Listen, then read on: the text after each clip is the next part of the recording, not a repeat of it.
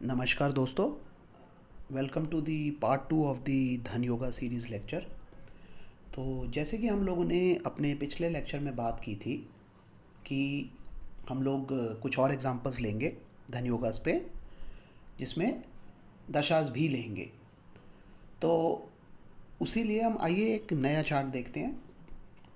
जैसे कि हम लोगों ने पिछली बार बात की थी कि धन योगास देखने के लिए जो हमें हाउसेज एनालाइज करने हैं वो हैं first house, second house, fifth house, ninth house, 11th house, जो कि धन को रिप्रेजेंट करते हैं। इन हाउसेस के हम कॉम्बिनेशंस केंद्रास के साथ भी देखते हैं, और जैसे कि हम लोगों ने बात की थी स्पेशली चंद्रमंगल योग की।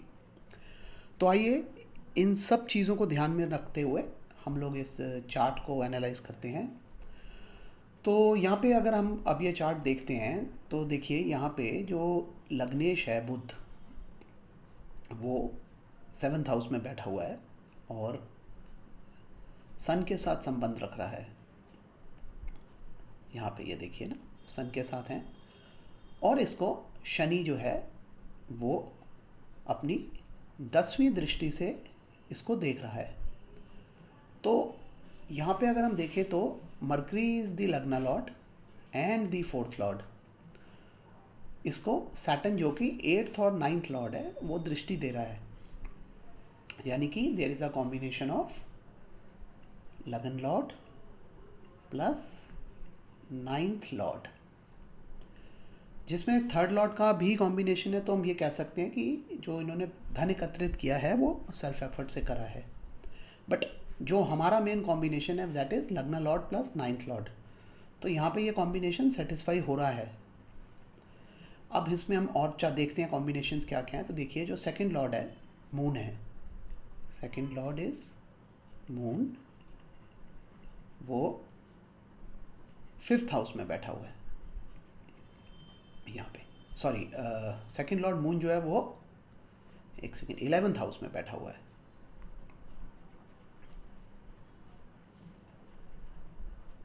इसको हम ठीक कर लेते हैं इधर 11th हाउस में। ये देखिए यहाँ पे second Lord is in 11th house, और जो 11th लॉर्ड मार्स है, 11th लॉर्ड मार्स वो 5th हाउस में बैठा हुआ है। तो यहाँ पे देखते हैं हम, तो second Lord plus 11th Lord का संबंध जो है वो 5-11 एक्सिस पे बन रहा है, और ये एक चंद्र मंगल योग भी है। चंद्र मंगल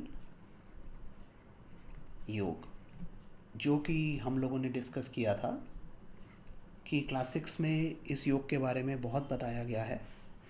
तो ये चंद्रमंगल योग जो है ये 5-11 एक्सिस पे बन रहा है, और जो चंद्रमा और मंगल हैं ये सेकंड लॉर्ड और 11th लॉर्ड है, जो अपने आप में बहुत अच्छा कॉम्बिनेशन है। और इसमें देखिए जो देखने वाली बात यह है कि इस कॉम्बिनेशन को कोई भी और प्लैनेट दृष्टि नहीं दे रहा है। तो अपने आप में एक ये प्योर कॉम्बिनेशन है, मतलब इस पर किसी और प्लैनेट का इन्फ्लुएंस है ही नहीं, which is a beautiful combination I will say. तो अब हम इनकी दशा अगर देखें तो इन्होंने जॉब जो स्टार्ट की वो अपनी सन की दशा में स्टार्ट की। ये देखिए यहाँ पे सन है, अप्रॉक्सीमेटली अराउंड 1995 के आसपास इन्होंने अपनी जॉब स्टार्ट की।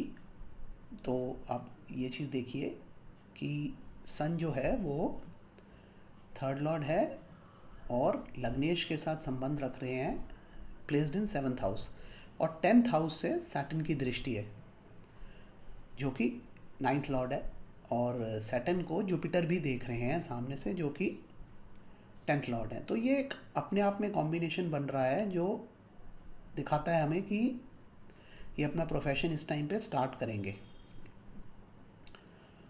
इसके बाद इनकी दशा आई मून की, जो 1999 में स्टार्ट हुई। अब जो ये महादशा थी इनकी मून की, यहाँ से इन्होंने बहुत अच्छा धन एकत्रित करना शुरू किया।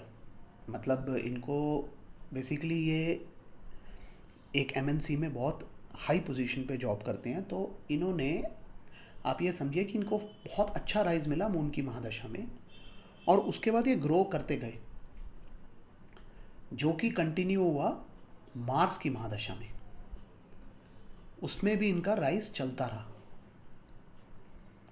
तो इन दो दशाओं ने, यानी कि मून और मार्स, इन दो महादशाओं ने इनको बहुत अच्छा राइज दिया प्रोफेशन में। राइज इन प्रोफेशन मतलब कि आज ये आप ये समझिए कि किसी एमएनसी में बहुत टॉप पोजीशन पे हैं, मतलब one of the best positions one can be in a job. तो ये जो इनको पोजीशन है, ये मून और मार्स ने, जो कि दो दशाएं मतलब आई हैं और इतने अच्छे एक्सेस में प्लेस्ड हैं, इन्होंने इनको ये राइज दिया। अगर आप इन दशाओं को दशमांश में देखें, यानी डी10 चार्ट जो है वो हम हमेशा प्रोफेशन के लिए स्टडी करते हैं। तो अगर हम इनको यहाँ पे एनालाइज करें तो आप देखिए जो मून है वो ऊंच का होकर 10th हाउस में बैठा हुआ है, which is very good for profession. और सामने से उसको मंगल की दृष्टि है, जो कि योग कारक बन रहा है, राजयोग कारक इन डी10, क्योंकि वो 4th हाउस और 9th हाउस का ओनर है, उस वजह से वो राजयोग कारक ग्रह बन चुका है मार्स यहाँ पे। तो अगेन ये कॉम्बिनेशन जो मून और मार्स का है वो यहाँ पे रिपीट हो रहा है इन डी10 चार्ट। और मार्स जो है वो भी अपनी राशि में बैठा हुआ है, यहाँ पे आप देखिए स्कॉर्पियो साइन के अंदर।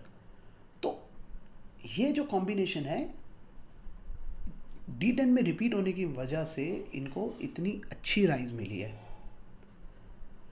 अब प्रेजेंटली तो देखिए अब ये राहु की महादशा में है, और राहु को अगर आप देखेंगे तो वो 10th हाउस में सैटर्न के साथ बैठा हुआ है इन मीन राशि, जो कि राहु के लिए अच्छी राशि मानी गई है।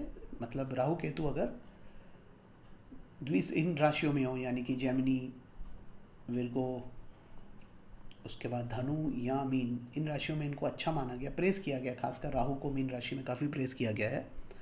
तो यहाँ पे राहु सैटर्न के साथ, जो कि 9th लॉर्ड है, 10th हाउस में बैठा हुआ है। ये बात हमेशा कही गई है कि अगर राहु या केतु, राहु और केतु अगर केंद्रा में त्रिकोण लॉर्ड के साथ बैठे हों तो वो एक अपने आप में राजयोग कारक ग्रह होते हैं, और अगर त्रिकोण में केंद्र लॉर्ड के साथ बैठे हों तो भी। तो इस केस में ये भी कॉम्बिनेशन यहाँ पे आ रहा है, सैटर्न और राहु का कॉम्बिनेशन, जो इनकी राइज को बरकरार रखे हुए है। That means he is still rising, और ये अच्छा ही करेंगे। आइए अब इसके बाद हम एक और चार्ट लेते हैं एग्जांपल के लिए। ये देखिए, ये अब हम एक और चार्ट लेते हैं। अब इस चार्ट के अंदर अगर हम देखें तो कॉम्बिनेशन स्टडी करते हैं सबसे पहले। तो यहाँ पे लगन लॉर्ड जो है वो मून है। लग्न लॉर्ड इज मून, जो 2nd हाउस में बैठा हुआ है, विद, लिख लेते हैं इसको, placed in 2nd house with 5th Lord Mars. Again आप यहाँ पे देखिए चंद्र मंगल योग फिर से बन रहा है, और जो प्लैनेट्स इन्वॉल्व हैं वो हैं लगन Lord, 5th Lord and 10th Lord. Mars 5th और 10th लॉर्ड दोनों हैं, मतलब राजयोग है, कारक है मंगल यहाँ पे। तो ये 2nd हाउस में कॉम्बिनेशन बन रहा है, और इस कॉम्बिनेशन को देखिए तो जो 2nd लॉर्ड सन है वो 5th हाउस में बैठा हुआ है। ये देखिए यहाँ पे, तो there is an exchange between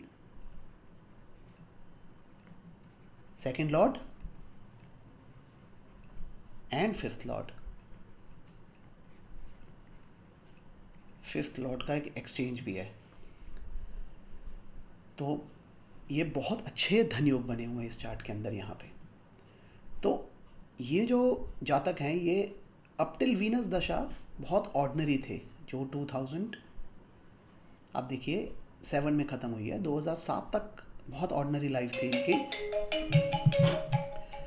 लेकिन जैसे ही इनकी सन की दशा स्टार्ट हुई, इमीडिएटली इनको राइज मिलने लग गई।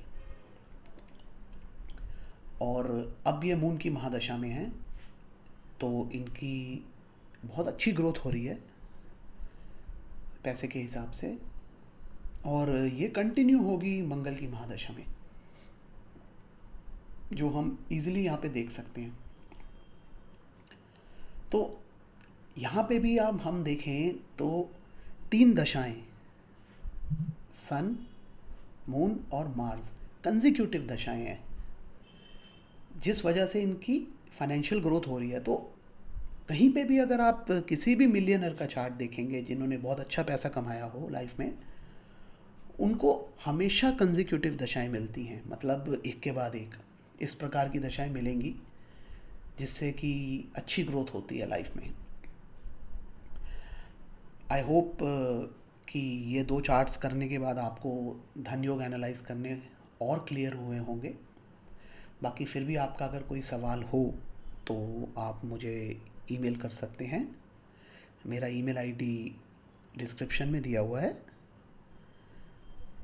और हमारे चैनल को ज़रूर सब्सक्राइब कीजिए ताकि आप और वीडियोस भी देख सकें हमारे, जो हम डालते रहते हैं।